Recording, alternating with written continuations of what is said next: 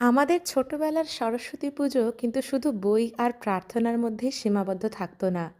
এর মধ্যে লুকিয়ে থাকতো একরাশ উষ্ণতা।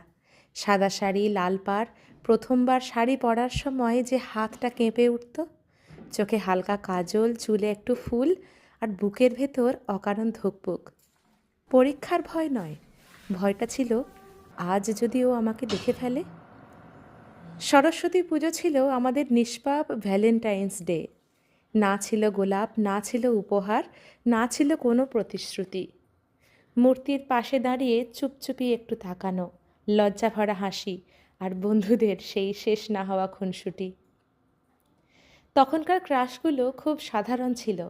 একটা কলম ভাগ করে নেওয়া, একটা পেপারে নাম লেখা, বা খুব আস্তে করে বলা হ্যাপি সরস্বতী পুজো। সেই সময়কার সেই ছোট্ট ছোট্ট ভালোবাসাগুলো আর কিছুই চাইতো না, না সময়, না ব্যাখ্যা, ভবিষ্যতের প্রতিশ্রুতিও নয়।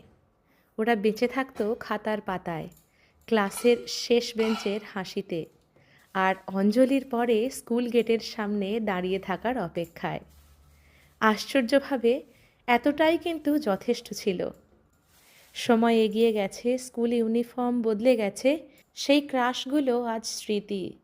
পুরনো ছবির মাঝে, বইয়ের ভাঁজে লুকিয়ে রাখা শুকনো ফুলের মতো। আজ আমি সকাল থেকে উঠে স্নান সেরে একটু ভোগ রান্না করেছি। আজ আমাদের ল্যাবে সরস্বতী পুজো হবে এবং সেই পুজোয় আমার দেওয়া এই ভোগ উৎসর্গ করা হবে। আজ যখন দেখি সাদা শাড়ি পরা সেই ছোট্ট ছোট্ট মেয়েরা ভালো করে সেজেগুজে বেরোচ্ছে, আমার মতোই যাদের বুক ধুকপুক করছে, আমি তাদের বিচার করি না। কারণ আমি জানি ওই সময়টা ছিল পবিত্র, নিরীহ, আর খুব সুন্দর।